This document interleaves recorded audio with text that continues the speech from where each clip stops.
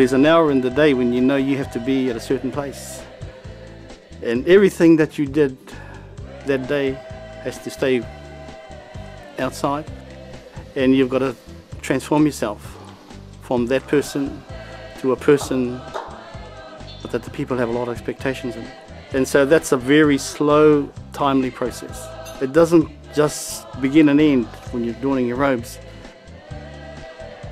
It is what you might call a shift from physical activities to spiritual activities.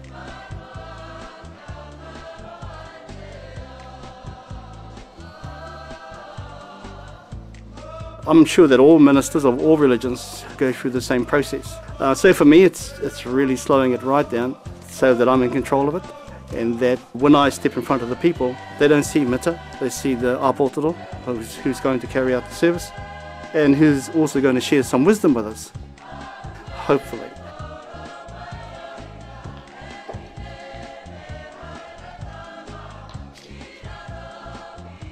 The message is what the people hear, and the kakahu is what the people see. I remember my auntie saying to me that, going out at night to do whakamoemiti for someone who's māwiwi or ill is a really important role, and that they could remember when they were growing up and their old people were māwiwi and not well. This incredible thing used to happen. They used to see the Apotoro coming up the road, and straight away, whakapiki ora.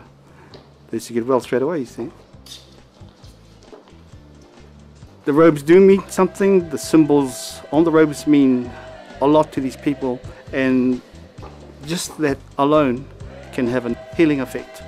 Same with people respond to music. The hymns can heal. The words in the sermon can heal. And the appearance of an apotoro or an awhina can also heal.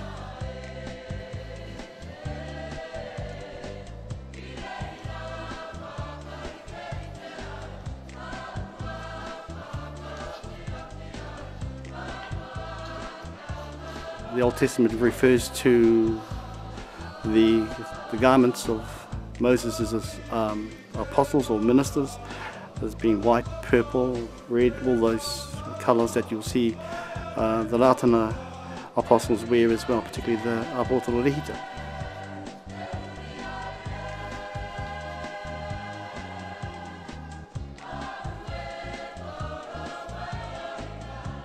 The kakahu of the Apotoro are strongly linked to the symbol of the star and moon, and particularly in the colours. The blue, as I said, being symbolic of the Father, the white of the Son, the red of the Holy Spirit, the purple of the Holy Angels, and the pink of one we call the Anointed One, or the mouthpiece of God, Te Māngai. So to us, that is the main symbol. It's actually the only symbol of our faith.